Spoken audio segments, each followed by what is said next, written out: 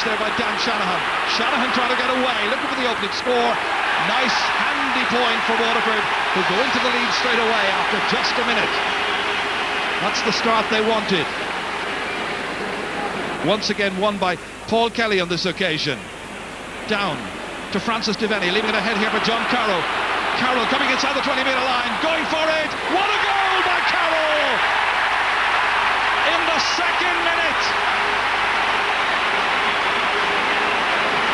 John Carroll, with his 8th goal in Championship hurling, got in behind Brian Phelan and let fly, and there was absolutely nothing Clinton Hennessy could do about it. Wonderful shot. What a start for Tipperary. Waterford trying to win their own puck out here. It's McGrath trying to bat it, but it runs on kindly for Waterford. For Prendergast, this is Seamus Prendergast. Inside here towards McGrath, and Owen McGrath putting it over the bar, quick as you like. Nice point by the number 15 from Mount Sion.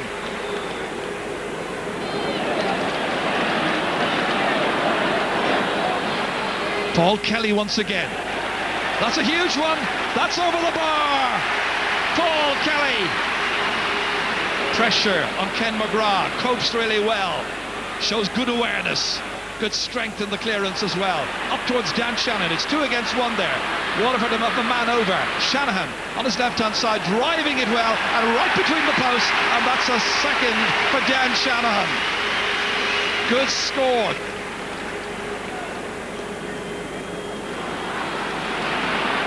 Picked up here by John Carroll, trying to make a bit of space for himself, and again the ball has gone wide. 7 wides now. They won't be happy with that. And it always baffles me when you were a player of one Kelly's calibre inside it, right corner forward, full forward, that if you're under pressure, like, why not just slip the ball up the wing and let's see what develops from there, because obviously John Carroll, there was nothing for him and he just hit the ball aimlessly wide. Clinton Hennessy trying to pick out and succeeding in picking out Michael Walsh. Out as far as Dan Shanahan inside the 45-metre line. Lovely relaxed stroke. It's over the bar and the teams are level. Dan Shanahan with his 3rd. He's got to take a bit more marking there from Hugh Mullane. Again, the Waterford half-backs under some pressure here. Diarmuid Fitzgerald coming out to help. Leaving it in. Kelly's in after it. Clinton Hennessy's there, but Owen Murphy was restraining the number 15 of Tipperary, and the referee quickly up with the action there. Here it is again. And you can see that the number 2 at his left arm around Kelly, bringing him down there, around about 13 metres out, just outside.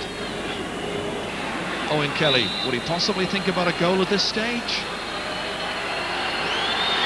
He's having a go, and he's crashed it in! A goal in the 27th minute by Owen Kelly. Tipperary's 2nd goal, and Owen Kelly has just got his 10th ever goal in Championship hurling.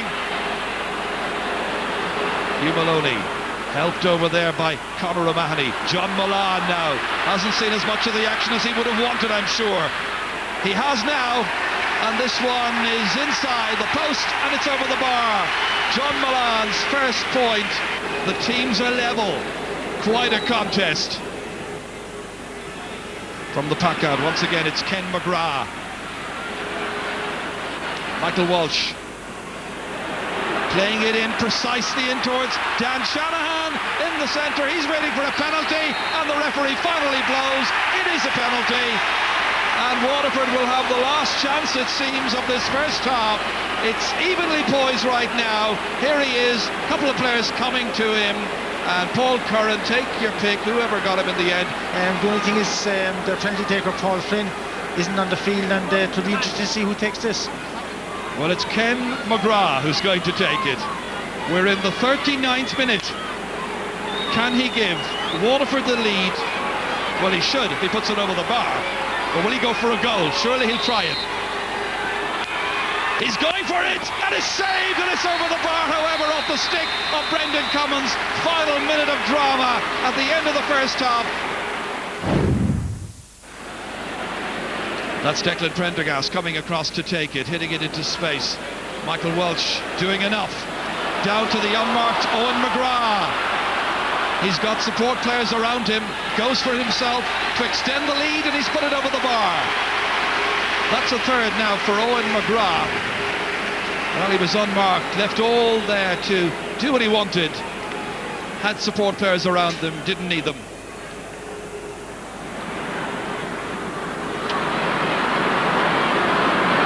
Tony Brown here. Down towards Owen McGrath. Comes back to Jack Kennedy again. He's an influence now at this stage. In towards Dan Shanahan. Taking on Eamon Corcoran. Shanahan in the clear. Shanahan scores! Down the man! Does it again! He scored against Tipperary in the Munster semi-final. He's done it again after 42 minutes of this game.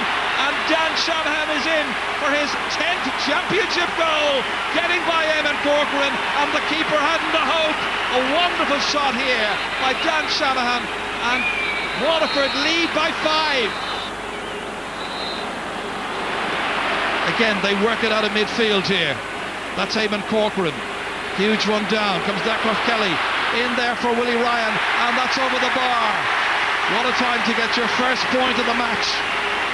An important contribution, because Waterford's lead has been eaten into, and Tipper back to within 2 points of the men from the Dacia. Up towards John Carroll, who hasn't even been able to build on the goal he scored in the early stages. Owen Kelly back in for Waterford, added to in there by Jack Kennedy. Inside towards Dan Shanahan, trying to jump this way, and that good shoulder there by Eamon Corcoran. It's Shanahan who stands his ground, and Shanahan who puts it over the bar. Dan Shanahan now with a goal and 4 points. What a contribution. Out to the unmarked Tony Brown. Nobody near him. That's gone 60, 70 metres down the park. Down towards Dan Shanahan. Breaks away off his left hand. Coming in there to seize onto it is Paul Flynn. And Paul Flynn has put it over the bar, announcing his arrival here within minutes of coming onto the park. It's John O'Brien back foraging. He's back in his own half-back line. 4 Waterford players are after him.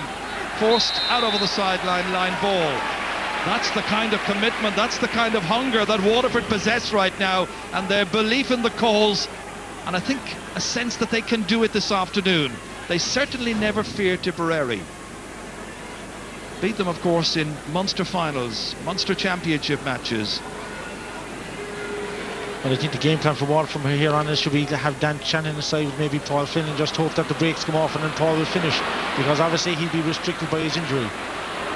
Initial good work by Eamon Corcoran, but under pressure again now from Michael Walsh from 45 metres out. A very important shot and a very important point. Michael Walsh. The puck out, won again by a Waterford player, by Owen Kelly, ahead for Jack Kennedy. Spotted the unmarked John Mullane, who spots the target and he drives it over. His third. It's looking like the Dacia. Brendan Commons going short this time as far as Hugh Mullane. Up towards John Carroll. Runs on instead here to Shane McGrath. Pursued there by Owen Kelly. And it's lost once again. Lost to James Murray. Started the day on the bench. Trying to win a free here. Not allowed, however. And it's Corbett, the Tipperary captain, coming in. And that has gone wide. Big disappointment for the Thurles Sarsfields player. 13 wides this afternoon so far after 58.5 minutes. Doesn't make good reading.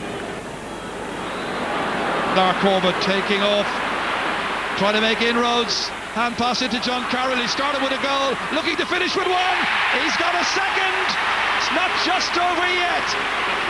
In the 65th minute, John Carroll, helped in here by Corbett. The defence unable to put a tackle in, and he beats the goalkeeper once again. Tipperary get their third goal against Waterford, and the lead is down to 4 points, and I make it 5 minutes left. Comes out once again to Tony Brown. Pursued. Brown still gets it in. Won once again back there by Paul Curran. Only out as far as Dan Shanahan. Dan Shanahan with the shot. Again, over the bar. A fifth for Dan Shanahan. Waterford trying to hold out. Ken McGrath trying to get it away. His team 4 points up. Critical lead. Hugh Mullane fouled. Free in.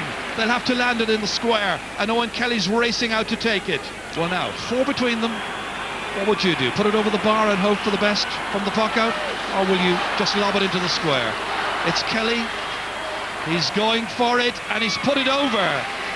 A goal and 8. Wonderful contribution. 11 points this afternoon. But 45 seconds left. Tip need to get it up the other end. Conor O'Mahony. Waterford need to hold out. Lark Corbett lets him run on. Diarmaid Fitzgerald hasn't scored so far. They need a goal to level up the match. Played in here towards Owen Kelly. Will he be the hero so many times he's been in the past? He's gone for it! And it's got a deflection, and it's gone for a 65. It was on its way before it was cut out.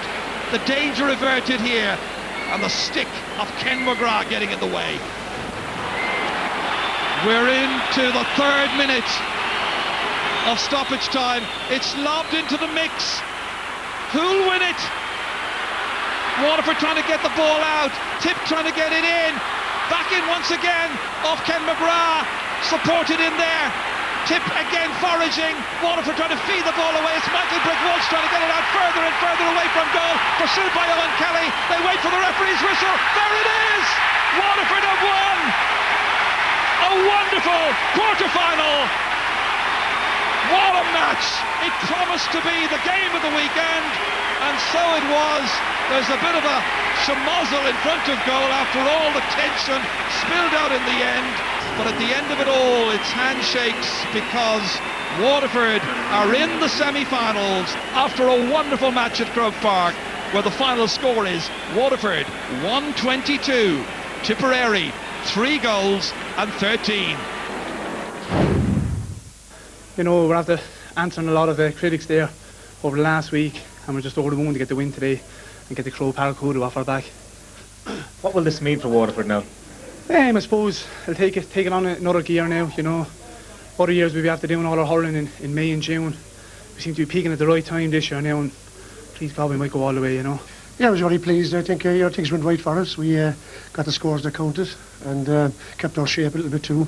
Didn't get rattled, and you know, we were in good sort of spirits all the way through, and we had a great fighting spirit there in the end. We probably got our chances, and the fact that it was down to a goal in the end, to still only puck the ball, but we feared their big men all week. We feared the great performance from Ken McGrath, which they got.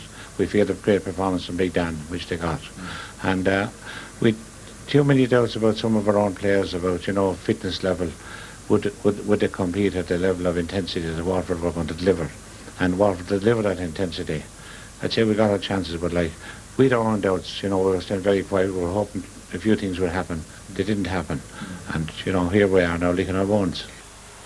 Still lots of complimentary texts about this particular game. Willie from County Kerry, heart-stopping, what a game. David from County Cavan, some of the hurling in this match was fantastic to watch. Frank from County Offaly, at last a proper game of hurling, not the ladyboy hurling we saw from Cork yesterday. Pure Munster stuff. Was it that good? It was a great game of hurling. To be fair, Pat, it was the first real cut and thrust game. It was great stuff, up and down the pitch, great scores, great goals, one team up, another team coming back and forth, and even, okay, Tipper being well beaten, say with 5 minutes to go or 6, they made a dramatic comeback and only a puck of a ball in at the end. But I felt that the best team won, because like Waterford are coming right at the right time and had some great displays, like Kim McGrath centre back, and, you know, Tony Brown wing back, and Big Dan up front. They were all over the place, and they will improve. The Croke Park Hoodoos after our back, they will improve, will they, Donald?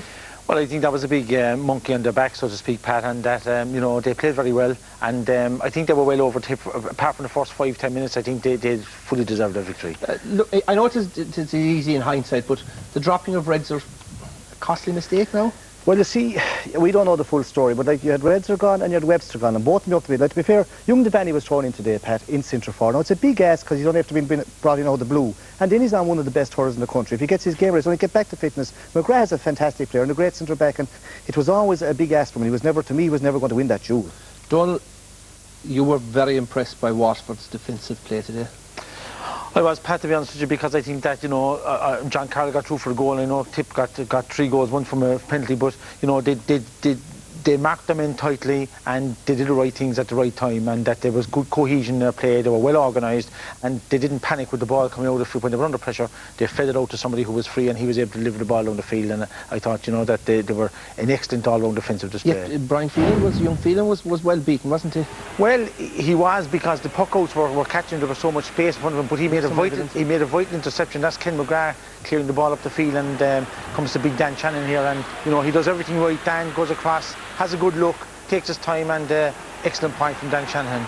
And but the thing about Brian Phelan, even though he made an excellent interception once when Tip threatened the goal, and this is this is food and drink really to McGrath, the defence, like pucky ball into a defence like that, and that's Brian Phelan's interception there, and that was vital. And Tom Feeney was another fellow who had a great game, came away with the ball, and excellent hand pass out, right, and little check here and a good delivery downfield, even though it went straight to a Tipperary man. But Waterford from the word go, right, that we said it here earlier on, and I think Cyril said it, that Waterford were going to discount the Munster Championship and hope to get it right for the qualifiers and quarter-final, and they certainly did today. Cyril, I suppose to be fair to say that Tipperary dominated the possession stakes in the first half, yet went in a point down at half-time. They wasted a lot of chances. They wasted a lot of chances, but you see, Pat, they scored 2 goals and that kept them in the game in the first half. But usually these players that scored, they were getting onto the balls, like you saw B.Kelly, Kelly, Larry Corbett, these guys. They missed chances that usually they would score. Well, they're slow on leaving the ball into B.Kelly. Oh, sure, they should be feeding into him. Sure, it's crazy not hitting the ball. Hitting the ball too long is crazy going in there. But like here now, even it just shows like these guys are human. Kelly has scored 338 in 4 games this year, and he can miss as well. Like here now, it opens up for B.Kelly here. He wasn't hard look because he had a very good game, but he put a lot of shots. He got 1 score, but he put 3 or 4 wides. Usually they'll go over. They're as good as they score for the opposition that are not going over. Now here's Kelly. He can't score them all. This is a 65 out there and just scores wide. Now, as I say, he scored 338 in 4 games, and you can't. Now this is Larry Corbett again, a terrible wide here. Like you need to be scoring them, but we're kind of grasping at straws at this stage. Now, it shows that they weren't used to the big time, but they've come on a lot in the year under Babs. Have they made progress? They have, yeah, to be fair. You have to say they have, and like every game they played, the bit got stronger and stronger and stronger. Right, lads, a lot of texts concerning an incident involving John Carroll near the end. Will John Carroll of Tipperary get the same treatment from the J as Matty Ford? Sean Oak from County Wexford. John Carroll struck an opponent with his hurley after the final whistle. Where are RT and Croke Park with their replays now? Well, we have to respond to viewers' phone calls and texts, so what do you make of it, lads? Yeah, well, the ref did not about it, Pat. It was just probably at the final whistle. Now, the thing is, we don't know whether video evidence has been used by the GA or not. Sometimes it's used, sometimes they don't. But definitely, like John Carroll, he was probably frustrated. There might have been something happened before that, and he did give Prendergast a good flake at the hurl. But I know well that these lads will probably have a drink tonight together with him. But you can't condone this, though. No, you can't condone that, and he'd be lucky if he gets away. He could get suspended for this, even though it doesn't matter to his inter-county career now at this stage. Normally, Pat, in a situation like that, I thought, they were squaring up to each other after the match. You'd have a bit of argy-bargy, a little bit of shouldering, whatever else. But, in my day especially, if you had to resort to your fist, well, that was fair enough. That was looked upon as some part noble, but you didn't use a hurley or you didn't use the boot. He should be punished, should it? Well, consistency means that there has to be an investigation. Lovely. Right, lads, that brings us to man of the match time. Donal, contenders? Well, first of all, I suppose in the Waterford side you had Dan Shannon up front, and you had Ken McGrath, I suppose Tony Brown and Tom Feeney in defence, and I suppose Owen Kelly for Tipperary. Cyril, you were on it tonight. Who did you choose as man of the match? Great displays, but to me it was Dan the man. He had a fantastic display. This guy, it's only in the last year or two he started scoring goals, but he's starting scoring goals and points now. His confidence now, and he's kind of the leader of Waterford. Just to be Paul Flynn, this lad is doing it now. Look, has a little look here and a beautiful score. He's doing this all day, he just watch this for the score he gets. He come back on his left side, he waits for Cummins to commit himself, which is very unusual, and takes his time. Here again, he's winning the ball, he shouldn't have won, bang over the bar. He was radar today, and if they can keep hitting him that form, they have 4 or 5 forwards up front that are capable of getting on any team. They have a great chance of going through the whole way this year. But you'll have to say it was a close call between himself and... between himself and Ken McGrath. McGrath had a fantastic game, a great hurler. OK, well, after the match, Dan Shannon spoke with our man, Tony O'Donoghue. It didn't just 15 or didn't just myself, it's the whole 30 fellas that play the challenge games after being invited in, they made all this too, so we're delighted to have this getting tipped today, but we've nothing won yet, I must express that, and it's on to the semi-finals now. Yeah, and I think the big aim now for Waterford is the All-Ireland itself, of course. You're in a better position than you have been for some time. Yeah, without doubt, we have to have a victory in Croke Park for the first time since 98, so we've often come up here and beaten, so a lot of teams won't begrudge this to us, but we don't know who we're playing yet, but hopefully in the semi-finals we can repeat this again. Well, you're the team man of the match. Congratulations. Thanks, Tony. Thanks very much. Thank you. Bye. Our warm congratulations to Dan. Well, second